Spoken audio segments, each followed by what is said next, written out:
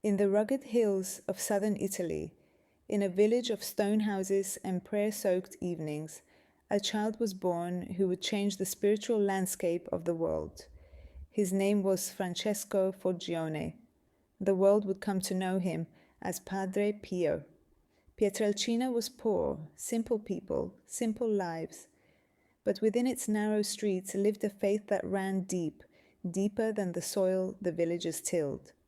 From the time he could walk, little Francesco showed an unusual tenderness for God. While other children played, he knelt before roadside shrines. While others laughed, he prayed. And yet, even in childhood, he spoke of visions, Jesus, Mary, his guardian angel. He thought all children saw what he saw, they did not. At 15, he made a choice that would shape eternity. He joined the Capuchin friars, a life of cold cells, coarse habits, and constant prayer. He took the name Pio, but with this new life came tremendous suffering. Strange illnesses tore at his body. Doctors were baffled. 10 months of coughing turned into months of stomach pain. Fevers spiked to impossible heights. And yet, even as his body weakened, his soul blazed brighter. Nights in his cell became a battleground. He spoke of voices, of shadows, of blows that left bruises no one could explain. He called them the enemies of his soul, but he also spoke of other presences, angels who comforted him, visions of Christ that pierced him with love. A mystical world unfolded around him, half hidden, half revealed. In 1916, Padre Pio was sent to a remote monastery perched on Mount Gargano, San Giovanni Rotondo.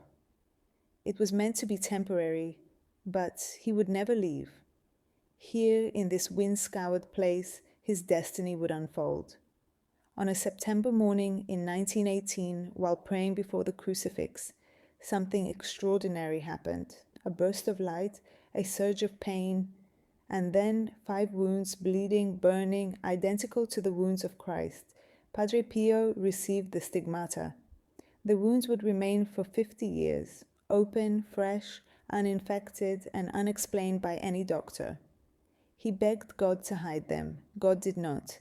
News began to spread, and soon pilgrims arrived in waves.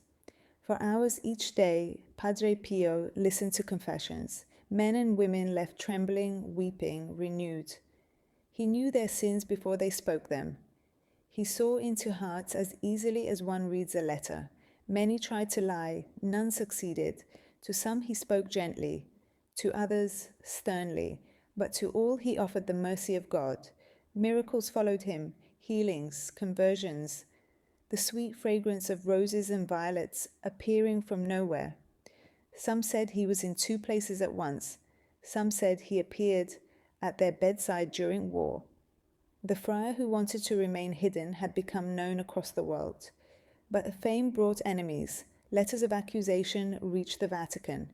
Claims of fraud, manipulation, disobedience. Church authorities investigated him again and again. Restrictions tightened. He was forbidden to hear confessions, forbidden to celebrate Mass publicly, confined to his room, surveilled, misunderstood. Yet Padre Pio never rebelled. He obeyed, silently, humbly.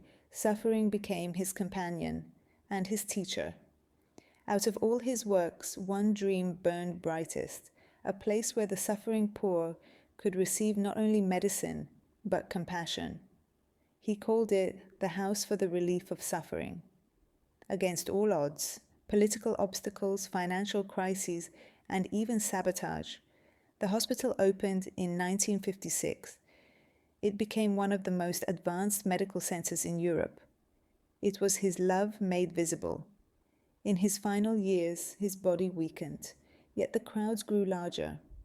He could barely stand, yet he served the Mass daily.